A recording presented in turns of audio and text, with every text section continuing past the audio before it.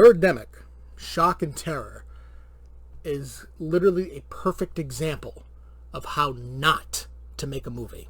Parts of the film are completely out of focus, and not just like the beginning of the movie or the end of the movie or the middle of the movie, literally all over the place. And the audio also all over the place. You've got cars in the background, you've got the wind, there's static as the actors are talking, and at one point they're at a beach and you cannot hear the audio, the dialogue at all because of the waves, of the wind, of the birds in the background. You can't hear a damn thing. The lead actor, Alan Bagh, or Bagh, it's B-A-G-H, I don't know, who's Rod. He's got to be one of the worst actors in the history of movies.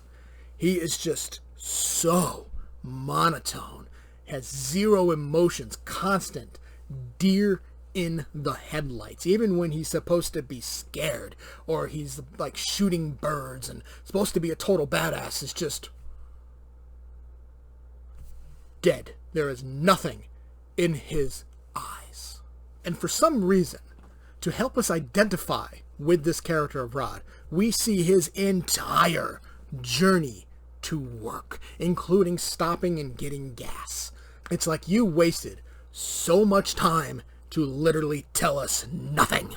But probably the best line in the entire movie, to me, Rod is on a date with Natalie, who's played by Whitney Moore, who she's actually gone on to do quite a bit of stuff. So she has, like, she's terrible in this, but she has improved quite a bit over the years since this. So major kudos to her. But he's on a date, and he says, and I quote, "I like sales. It fits my personality." And I'm sitting there, and I'm just thinking, what personality? You have no personality. There's plenty of instances of green screen that make mine look like a fucking masterpiece. The birds, whoo, the effects for the birds, they're bad. But one of the best things about them, though, is like they're dive bombing, complete with sound effects.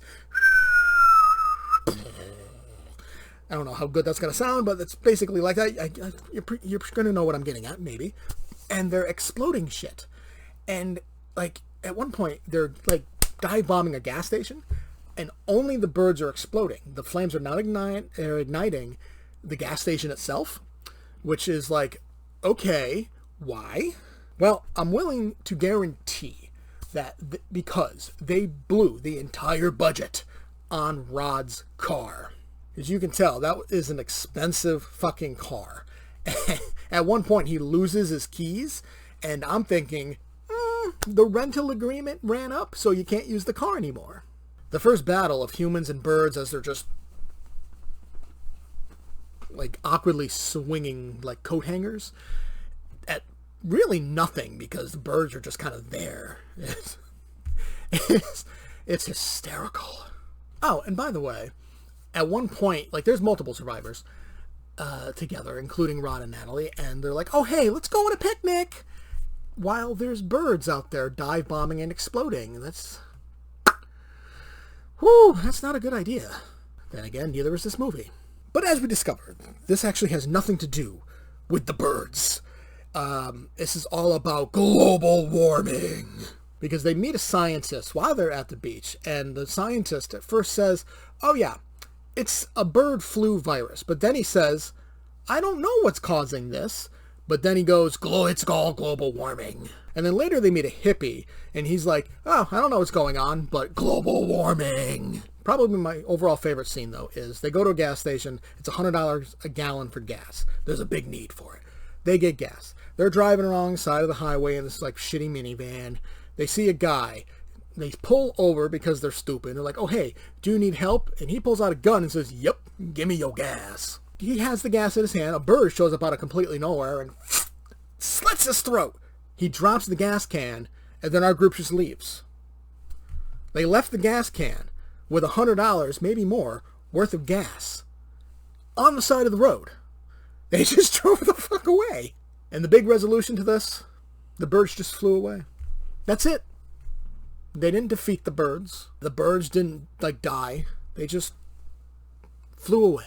This movie has probably the worst you will ever see. Acting, effects, audio, cinematography.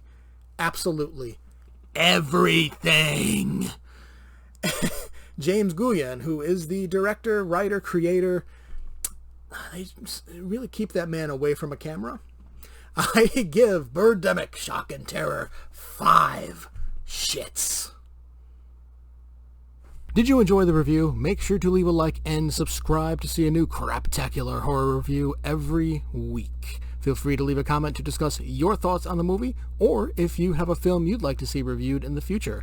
Thanks for watching, and I will see you next time.